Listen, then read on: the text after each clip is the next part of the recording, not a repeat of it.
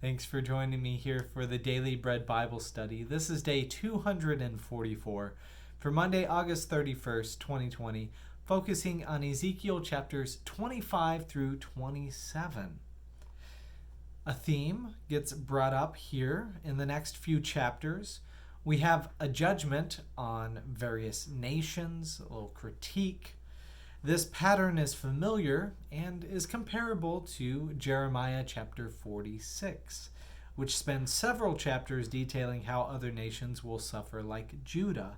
Now, this is a little short and condensed part, but it is in essence a very similar type of thing. So Ezekiel 25 begins with a discussion of the Ammonites, which was referenced in chapter 21 when it said, "Ammonites, you shall be remembered no more, for I am the Lord, I the Lord have spoken."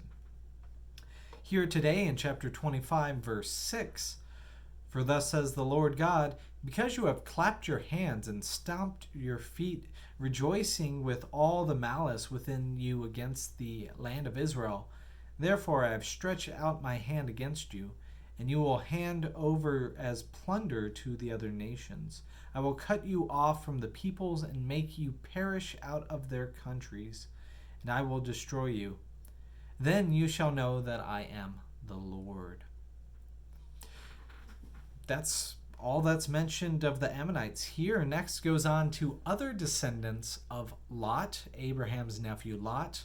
That would be the Moabites. In verse 8, "Thus says the Lord God, because Moab said, the house of Judah is like all other nations, I will execute judgments upon Moab. Then they shall know that I am the Lord." Judgment comes upon Edom. Because Edom acted revengefully against the house of Judah and has grievously offended in taking vengeance upon them, therefore thus says the Lord, I will stretch out my hand against Edom. And next, finally in this chapter, the Philistines will suffer too. In verse 15, "Because with unending hostilities the Philistines acted in vengeance, and with malice of heart took vengeance upon, or revenge in destruction. Therefore, thus says the Lord God, I will stretch out my hand against the Philistines." So, all these nations, both laughing at the Judah for their destruction and willing to take vengeance and have malice in their heart upon the downfall of Judah. All this is why God is saying that really other nations will stretch out their hands against the Philistines. Other nations are going to come up and rise up against the Philistines, against the Edomites, the Moabites, and the Ammonites. It's going to be a very tumultuous time for a lot of the other nations who are not Babylon, especially. And this also includes the nation of Tyre, that region there along the coast. In chapter 26, we see the punishment upon Tyre, and really this chapter doesn't go into 4 different nations, it just focuses on Tyre. And in fact, the discussion of Tyre continues for many verses, even into our discussion for next time. Now, Tyre rejoiced at the destruction of Jerusalem. Therefore, in verse 4, "They shall destroy the walls of Tyre and break down its towers. I will scrap its soil from it and make it a bare rock."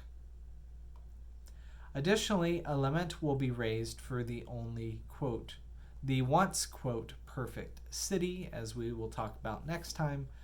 This idea that Tyre was a great city, it was known and renowned. In fact, the region of Tyre is where the wood and all of the labor came from for the building of the Temple of Solomon, as King David had planned with the king of Tyre in order to be able to get some good work and wood, the cedars of Lebanon from that region, to be able to ship them over to Jerusalem in order to build the tabernacle of the Lord.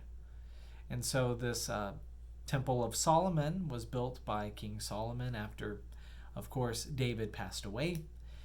But it would use the material from Tyre because Tyre was a place of trade. It had the goods, it was a place to get things, and that's why it was a once proud city. But now it will face a similar judgment. It will face destruction, really because it had lost its focus, becoming too focused on trade and taking advantage of people. So we'll discuss more of that next time, but in closing, the judgment of Tyre in verse 17 of chapter 26 says, "And they shall raise a lament over you, and say to you, how you have vanished from the seas, O city renowned, once mighty on the sea, you and your inhabitants, who imposed your terror on all the mainland."